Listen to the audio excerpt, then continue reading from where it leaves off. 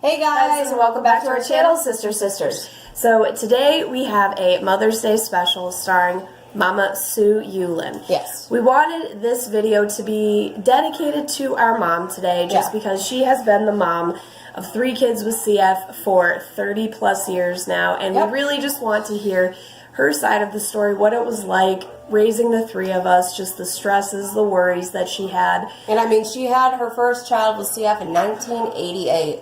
So, yeah, there was no internet, there was no nothing to connect with people. So this was basically reading out of old books or connecting with doctors that knew about this. Yeah, so I'm the youngest. I have an older brother, so Jesse is the oldest. I'm 30. So, and Josh is 27, and I'm 25. Yes. So it's all 3 of us who have CF. And being a parent, I mean, what was it, a 1 in 4 chance that all of us would have CF? Yep, and we all hit that. So that was pretty cool. Yeah. Sorry, Mom.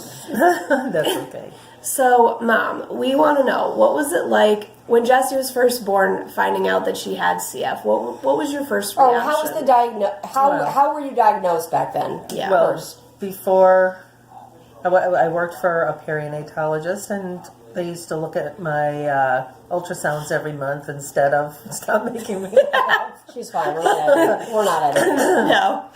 So anyway, she did ultrasounds every month just to see how Jessie was progressing, and about 27 weeks she found out that there was really no movement in the bowel area. Yeah. So they were concerned with what was going on. So they sent me to UConn for a level 3 ultrasound, and they noted that that was one of the things that could be wrong was CF.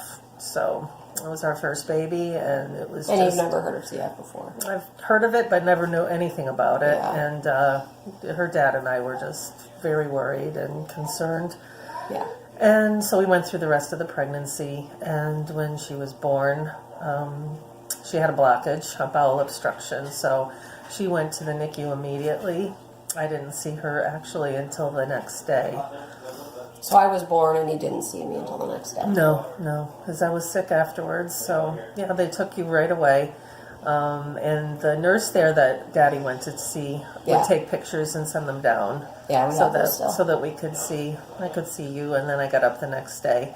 But while Dad was up visiting with you, and I was alone in my room, the doctor that we had chosen for being the pediatrician came in and just introduced himself and said, you have an 85% chance that your daughter has cystic fibrosis, and then just walked out. So who is that? Dr. I'd rather not say, but anyways, that was a devastating I think type he's of dead thing. now, so that's okay. And so nonchalant. and it was nonchalant. Huge chance being like, oh yeah, kid might have a chronic illness. See ya. Yeah. And it wasn't even chronic back then. It was just death. It was a death sentence. It was. And so I called a geneticist that I used to work with at Bay State. I didn't know anything about CF. This is in Springfield, Massachusetts, by the way. So she came up with some paperwork and information, and she said this is very outdated, but it gives you an idea of what cystic fibrosis is. And, you know, I sat there and I was by myself looking at the paperwork, and it pretty much said that kids live to be about 11 or 12. I think this was, like articles from mid-70s. Right, yeah. And this was 1988, so it was pretty outdated, but still devastating to see. Yeah. To see that, and this beautiful new little baby that we just had. So. My mom had 3. So 3 times this happened to her. Yeah. So what was it like raising 3 kids with CF in the 90s, pretty much? Well, it was just nonstop treatments during the day. You'd have to have chest PT twice a day, 20 minutes, each one of you. So it was hard. It was hard doing that on little babies, and just kind of getting into the groove of doing that. And it wasn't too bad because you didn't have a lot of really serious issues right off the bat. Aside, they did have to have surgery for meconium ileus, which is a laparotomy. Yep. And all 3 of us had that. So all 3 had that. But they did well after that, and there wasn't a lot of infections and things like that early in their lives, so we were very lucky. Yes. And we were very heavily involved in sports since we were young. Sports and dance, and we tried to always keep it as normal as possible. And you know, and if CF wasn't front and center in our lives in those days. Not like it is now. Every day, it's constantly on our minds. I think the constant only worries. I think the only thing that I can remember from my childhood was just taking pills. That was the only thing that led me to. Yeah, I don't even remember. I mean, I remember getting thumps at night, doing the chest PT. It's just chest PT. We call them thumps. Yeah, but I really don't remember anything else. I mean, like they both said, I mean, we did sports, we did dance. I mean, our lives seemed so normal. I mean, we went to our CF appointments, and I think it was only in that moment where you noticed that you had an issue, but... And then that would, like, slip away. Yeah. So you had no idea, really, until we became of age. Yeah. And when the internet was really born, where you had the time to actually go and research this. Well, that's what was hard, was knowing that you guys were online and looking up things, and we tried to always be honest with you without scaring you what the odds which we are. Appreciated, and that's how I raise Ava. That's how I want her to know the truth. I want her to know. I just want to be honest with her. Growing up, having a mom with CF, so I totally appreciate her raising us the way she did. Yeah. And so my parents separated when I was 7, so that was back in 2001. Right? 2000. Yeah, okay, 2000. So I guess that's another question that I have for you, Mom. What was the hardest thing about then becoming a single parent? Doing this daily more by yourself with 3 kids with CF? I think the daytime stuff wasn't as hard until I went back to work, but when we were first separated, the daytime stuff wasn't tough. We went through our normal routines. The kids went to school. We did soccer. We did football, dance. CCD. So the daytime stuff was okay, but at night, you know, just being the only parent there and listening to kids coughing. There were some nights that I had all 3 of them up coughing all night long, and just the anxiety of that, and having nobody to talk to, nobody to lean on. Well, you had Dad, but it's like you didn't have a community the way you would now if you had a kid with CF. Right. Like you wouldn't have that at all. Right. I mean, I remember being a kid and going into my mom's room and just literally crying and coughing, being like, "Mom, make this stop," and it just doesn't stop. Like we would cough till we threw up constantly. Yeah. Or I remember getting to the point where it's like it was all day. I think I did my best 3 times. I took so much cough medicine. I was eating, I was drinking, I ran on the treadmill. Yeah. I took 4 showers, I took a bath, and milk. Yeah. Milk is always something that just kind of helps coat your throat when you're coughing. But even then, it's, like she said, it's like you literally just are hunched over crying because your body is so sore and you have nothing left, but your body's like, oh, well, I'm just going to keep coughing. You'll cough even if you sleep. Yeah. Even if you get sleep, unfortunately. Yeah.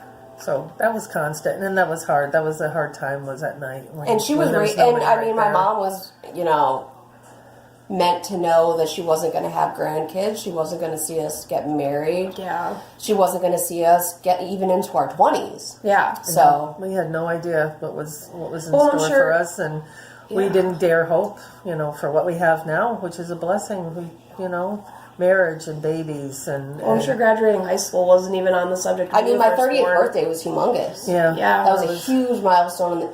Well, it is in the CF community regardless, but for our family, it was huge. Yeah. Yeah.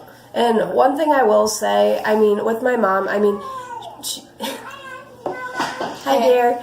I mean, she sacrificed everything for us, and there was nothing that she wouldn't do for us, nothing she wouldn't give to us.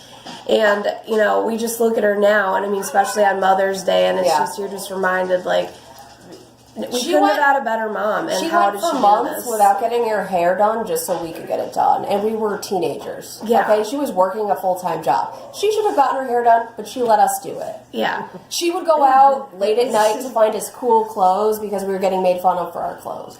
That's a mom. Or I was like a prepubescent, moody teeny bopper, and I remember having an absolute meltdown before school because I was sick of getting her hand-me-downs. And I come home to all these new Old Navy clothes on my bed, and I'm like, God, she's a sweetheart, and I'm just an ass. And she used to take us. I remember in middle school, and I had a really tough time with like making friends and stuff, and like social anxiety. And I would be like, I need to come home, and she'd pick me up, and we would just listen to REM, and she'd take me to the mall and just relax me and just make me feel special. Which, as a teenager, you need to feel that, especially if you're being subjected to bullying, which my mom did, and it definitely helped. And I couldn't have asked for a better mom. And frankly, there's no better mom out there than mine.